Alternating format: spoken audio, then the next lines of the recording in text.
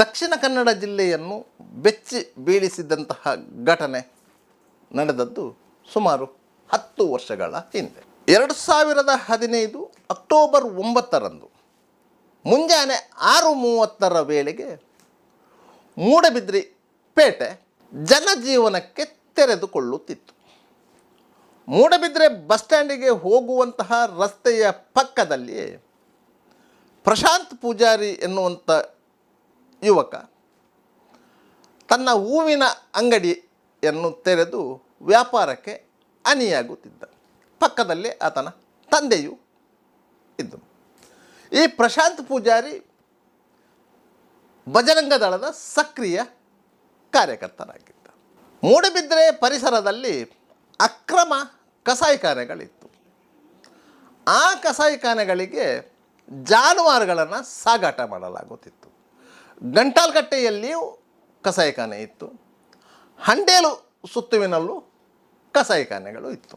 ಪ್ರಶಾಂತ್ ಪೂಜಾರಿಯ ನೇತೃತ್ವದ ಬಜರಂಗ ದಳದ ಕಾರ್ಯಕರ್ತರು 10 ಹಲವು ಕಾರ್ಯಾಚರಣೆ ನಡೆಸಿದರು. 16 ಜಾನುವಾರುಗಳನ್ನು ಕಟುಕರ ಕೈಯಿಂದ ರಕ್ಷಿಸಿದರು. ಒಂದು ರೀತಿಯಲ್ಲಿ ಮೂಡಬಿದ್ರೆ ಪರಿಸರದಲ್ಲಿ ಬಜರಂಗ ದಳದ ಹವ ಜೋರಾಗಿಯೇ ಇತ್ತು. ಅದಕ್ಕೆ ಕಾರಣವಾಗಿದ್ದದ್ದು 29 ವರ್ಷ ಪ್ರಾಯದ ಪ್ರಶಾಂತ್ ಪೂಜಾರಿ, ಬಡ ಕುಟುಂಬದ ಯುವಕ, ಹೂ ಮಾರಾಟ ಮಾಡಿಕೊಂಡು ಜೀವನ ನಿರ್ವಹಣೆ ಮಾಡುತ್ತಿದ್ದ ಯುವಕ. ಆತನನ್ನು ಅಕ್ಟೋಬರ್ 9, 2015 ಬೆಳಿಗ್ಗೆ 3 ಬೈಕ್ಗಳಲ್ಲಿ ಬಂದ 6 ಮಂದಿಯ ತಂಡ ಯದ್ವಾ ತದ್ವಾ ಕಡಿದು ಹಾಕಿ ಪರಾರಿಯಾಯಿತು. ಆತನ ತಂದೆ ಮತ್ತು ಅಲ್ಲೇ ನಿಂತಿದ್ದ ಯುವಕರೊಬ್ಬರು ಸೇರಿಕೊಂಡು ಆತನನ್ನು ಮಂಗಳೂರಿನ ಎಜೆ ಆಸ್ಪತ್ರೆಗೆ ದಾಖಲಿಸಿದರು. ಸ್ವಲ್ಪ ಹೊತ್ತಿನಲ್ಲೇ ಆತನ ಪ್ರಾಣ ಪಕ್ಷಿ ಹಾರಿ ಹೋಗಿತ್ತು. ಇಡೀ ಮೂಡಬಿದ್ರೆ ಸ್ತಬ್ಧವಾಗಿತ್ತು ಈ ಘಟನೆಯಿಂದ. ಯಾಕಂತ ಹೇಳಿದರೆ ಅಂತಹ ಒಂದು ದುರ್ಘಟನೆ ಮೂಡಬಿದ್ರೆಯ ಇತಿಹಾಸದಲ್ಲಿ ಈ ಹಿಂದೆ ಯಾವತ್ತೂ ಸಂಭವಿಸಿರಲಿಲ್ಲ. ಬಜರಂಗ ದಳದ ಕಾರ್ಯಕರ್ತ ಎನ್ನುವ ನೆಲೆಯಲ್ಲಿಯೇ ಪ್ರಶಾಂತ್ ಪೂಜಾರಿಯನ್ನು ಈ ರೀತಿಯಾಗಿ ಹತ್ಯೆಗೈಯಲಾಗಿದೆ ಎನ್ನುವಂತಹ ಮಾತುಗಳು ಆ ಸಂದರ್ಭದಲ್ಲಿ ಕೇಳಿಬಂತು.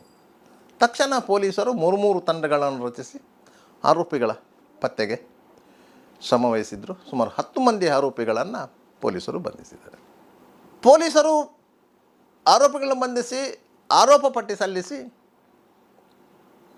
ಇದೀಗ 11 ವರ್ಷಗಳಾಗಿದೆ. ಈ ಪ್ರಕರಣದ ವಿಚಾರಣೆಯು ಜಿಲ್ಲಾ ಸೆಷನ್ಸ್ ನ್ಯಾಯಾಲಯದಲ್ಲಿ ಕಳೆದ 6 ವರ್ಷಗಳಿಂದ ನಡೀತಾ ಇದೆ.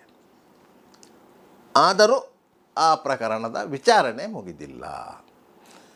ಇನ್ನೂ ಕೆಲವು ಮಂದಿ ಸಾಕ್ಷಿದಾರರ ಹೇಳಿಕೆಗಳು ಬಾಕಿ ಇದೆ.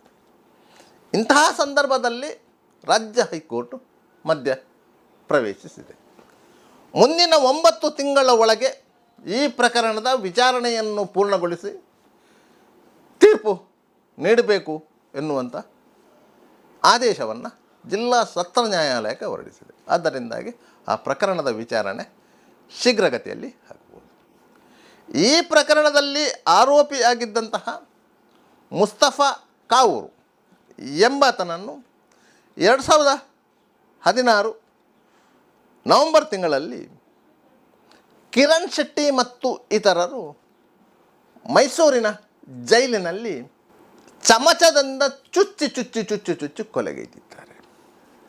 ಈ ಪ್ರಕರಣದ ಆರೋಪಿಗಳಾದ ಮಹಮ್ಮದ್ ಶರೀಫು, ಮಹಮ್ಮದ್ ಹನೀಫ್, ಕಬೀರ್, ಮಹಮ್ಮದ್ ಇಲಿಯಾಸ್, ಇಬ್ರಾಹಿಂ ಲಿಯಾಕತ್, ಅಬ್ದುಲ್ ರಶೀದ್ ಮತ್ತಿತರರು ಜೈಲಲ್ಲಿ ಇದ್ದರು. ಈಗ ಎಲ್ಲರೂ ಜಾಮೀನಿನ ಮೇಲೆಗೆ ಬಿಡುಗಡೆಗೊಂಡಿದ್ದಾರೆ. ಈ ಪ್ರಕರಣದ ಪ್ರಮುಖ ಸಾಕ್ಷಿಯಾಗಿದ್ದಂಥವರು ಸುಮಾರು 60 ವರ್ಷ ಪ್ರಾಯದ ವಾಮನ ಪೂಜಾರಿಯವರು. ಇವರು ತೆಂಗಿನಕಾಯಿ ವ್ಯಾಪಾರ ಮಾಡುವವರು. ಪ್ರಶಾಂತ್ ಪೂಜಾರಿಯ ಹತ್ಯೆಯಾಗಿ ಕೇವಲ 6 ದಿನಗಳಲ್ಲಿ ವಾಮನ ಪೂಜಾರಿಯವರು ಮನೆಯಿಂದ ನಾಪತ್ತೆಯಾಗಿದ್ದರು. ಮನೆಯವರು ಹುಡುಕಾಟ ನಡೆಸಿದಾಗ ಮನೆ ಪಕ್ಕದ ಬಾವಿಯಲ್ಲಿ ಅವರ ಶವ ಸಿಕ್ಕಿತ್ತು. ಅವರ ಮೇಲೆ ಒತ್ತಡ ತಂದು ಅವರು ಆತ್ಮಹತ್ಯೆ ಮಾಡಿಕೊಂಡಿದ್ದಾರೆ ಎನ್ನುವಂತಹ ಮಾತುಗಳು ಇತ್ತು. ಮತ್ತೊಂದು ಕಡೆಯಲ್ಲಿ ವಾಮನ ಪೂಜಾರಿಯವರು ನೇರ ಪ್ರತ್ಯಕ್ಷದರ್ಶಿ ಸಾಕ್ಷಿಯಾಗಿರುವುದರಿಂದ ನೇರವಾಗಿ ಭಾಗಿಯಾದಂಥ 6 ಮಂದಿ ಆರೋಪಿಗಳನ್ನು ಅವರು ಸ್ಪಷ್ಟವಾಗಿ ಗುರುತಿಸಲು ಸಾಧ್ಯವಾಗಿರುವುದರಿಂದ ಅವರನ್ನು ಕೊಲೆ ಮಾಡಲಾಗಿದೆ ಎನ್ನುವಂತಹ ಮಾಹಿತಿಗಳು ಇತ್ತು. ಎಲ್ಲ ಘಟನೆಗಳ ನಂತರ ಈ ಪ್ರಕರಣದಲ್ಲಿ ಆರೋಪಿಯಾಗಿದ್ದಂತಹ ಇಮ್ತಿಯಾಜ್ ಈತ ಗಂಟಾಲ್ಕಟ್ಟೆ ಅಲ್ಲಿ ಬದ್ರಿಯಾ ಎನ್ನುವ ಹೆಸರಿನ ಹೋಟೆಲು ಮಾಡಿಕೊಂಡಿದ್ದ. ಈತ ಪ್ರಶಾಂತ್ ಪೂಜಾರಿ ಕೊಲೆ ಪ್ರಕರಣದಲ್ಲಿ ಜಾಮೀನಿನ ಮೇಲೆಗೆ ಬಿಡುಗಡೆಗೊಂಡು ಹೋಟೆಲ್ ನಡೆಸ್ತಾ ಇದ್ದ. ಈತನ ಮೇಲೆ ಸೆಪ್ಟೆಂಬರ್ 24, 2018ರಲ್ಲಿ ಒಂದು 8 ಮಂದಿಯ ತಂಡ ಕೊಲೆಗೆ ಯತ್ನ ನಡೆಸಿತ್ತು. ಈ ಹತ್ಯಾಯತ್ನ ನಡೆಸಿದ್ದು ಸುರತ್ಕಲ್ ಪರಿಸರದ ಯುವಕರು, ಅಂದರೆ ಕೋಟಿಕೆರೆ ಗ್ಯಾಂಗ್ ಅಂತ ಹೇಳ್ತೇವೆ. ಅಂಥ ಗ್ಯಾಂಗ್ನ ಕೋಟಿಕೆರೆಯ ದಂಡರಾಜಿ, ಹಳೆಯಂಗಡಿಯ ದಿನೇಶ್ ಪೂಜಾರಿ, ಕುಳಯ್ಯ ಶಾಶ್ವತ್ ಶೆಟ್ಟಿ ಮತ್ತು ಸ್ಥಳೀಯ ಕೆಲವರು ಸೇರಿಕೊಂಡು ಈ ಹತ್ಯೆಯನ್ನು ಮಾಡಲು ಯೋಜನೆ ಮಾಡಿದರು. ಆದರೆ ಇಮ್ತಿಯಾಜ್ ಅಪಾಯದ ಅರಿವಾಗಿ ಹೋಟೆಲಿಂದ ಓಡಿ ತಪ್ಪಿಸಿಕೊಂಡ ಹಿನ್ನೆಲೆಯಲ್ಲಿ ಬದುಕು ಉಳಿದಿದ್ದಾರೆ. ಈ 11 ವರ್ಷಗಳಲ್ಲಿ ಈ ಪ್ರಕರಣದಲ್ಲಿ ಇಷ್ಟು ಬೆಳವಣಿಗೆಗಳು ಆಗಿದೆ. ಪ್ರಶಾಂತ್ ಪೂಜಾರಿಯ ಕುಟುಂಬದ ಪರವಾಗಿ ಕೆಲವರು ನಿಂತಿದ್ದರು, ಸಂಘಟನೆ ನಿಂತಿತ್ತು, ಪಕ್ಷ ನಿಂತಿತ್ತು.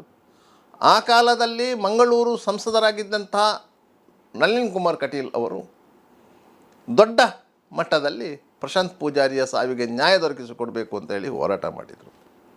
CBI ತನಿಖೆಗೂ ಆಗ್ರಹಗಳು ಆಗಿತ್ತು. ಆದರೆ ಪೊಲೀಸರು ಕ್ಷಿಪ್ರವಾಗಿ ಕಾರ್ಯಾಚರಣೆ ನಡೆಸಿ ಎಲ್ಲ ಆರೋಪಿಗಳನ್ನು ಬಂಧಿಸಿದರು. ಒಂದು ಪ್ರಕರಣ ನಡೆದು 11 ವರ್ಷಗಳು ಆದರೂ ಸಹ ನ್ಯಾಯಾಲಯದಲ್ಲಿ ವಿಚಾರಣೆ ಮುಗಿದು ಆರೋಪಿಗಳಿಗೆ ಶಿಕ್ಷೆ ಆಗುತ್ತಿಲ್ಲ ಅಂದಾದರೆ ನ್ಯಾಯ ವ್ಯವಸ್ಥೆ ಎಲ್ಲಿದೆ ಎನ್ನುವಂಥ ಪ್ರಶ್ನೆಗಳ ಮಧ್ಯೆಯೇ ರಾಜ್ಯ ಹೈಕೋರ್ಟು ಇದೀಗ ಮಹತ್ವದ ಆದೇಶ ನೀಡಿ 9 ತಿಂಗಳಲ್ಲಿ ಈ ಪ್ರಕರಣದ ವಿಚಾರಣೆಯನ್ನು ಮುಗಿಸಿ ತೀರ್ಪು ಕೊಡಬೇಕು ಅಂತ ಆದೇಶ ನೀಡಿದೆ. ಈ ಪ್ರಕರಣದಲ್ಲಿ ಆರಂಭದಲ್ಲಿ ಸರ್ಕಾರಿ ಅಭಿಯೋಜಕರಿಗೆ ಶೇಖರ್ ಶೆಟ್ಟಿಯವರು ಸಾಕ್ಷಿ ವಿಚಾರಣೆಯನ್ನು ನಡೆಸಿದರು. ಅವರೀಗ ರಿಟೈರ್ಡ್ ಆಗಿದ್ದಾರೆ. ಈಗ ಮತ್ತೊಬ್ಬರು ಬದ್ರಿನಾಥ್ ಅವರೇನೋ ಅದರ ಸಾಕ್ಷಿ ವಿಚಾರಣೆಯನ್ನು ನಡೆಸ್ತಿದ್ದಾರೆ. ಇನ್ನು ಮುಂದಿನ ದಿನಗಳಲ್ಲಿ ಸಾಕ್ಷಿ ವಿಚಾರಣೆ ಮುಗಿಯುವ ಎಲ್ಲ ಸಾಧ್ಯತೆಗಳಿದೆ. ಸಾಕ್ಷಿದಾರರಿಗೆ ಬೆದರಿಕೆ ಒಡ್ಡುವಂತಹ ಪ್ರಯತ್ನಗಳೂ ನಡೆದಿತ್ತು. ವಿದೇಶದಿಂದ ಹಲವರಿಗೆ ದೂರವಾಣಿ ಕರೆಗಳೂ ಬಂದಿತ್ತು. ಗುಪ್ತಚರ ಇಲಾಖೆಯ ಮಾಹಿತಿಗಳ ಆಧಾರದಲ್ಲಿ ಸಾಕ್ಷಿದಾರರಿಗೆ, ಸರ್ಕಾರಿ ವಕೀಲರಿಗೆ ಎಲ್ಲರಿಗೂ ಪೊಲೀಸರು ರಕ್ಷಣೆ ಕೊಟ್ಟಂತಹ ಘಟನೆಗಳು ನಡೆದಿತ್ತು. ಅಂತೂ ಇಂತೂ ಪ್ರಶಾಂತ್ ಪೂಜಾರಿಯ ಹತ್ಯೆ ಪ್ರಕರಣದ ತನಿಖೆ ಶೀಘ್ರದಲ್ಲಿ ಮುಕ್ತಾಯಗೊಳ್ಳುವಂತಹ ನಿರೀಕ್ಷೆಗಳಿವೆ.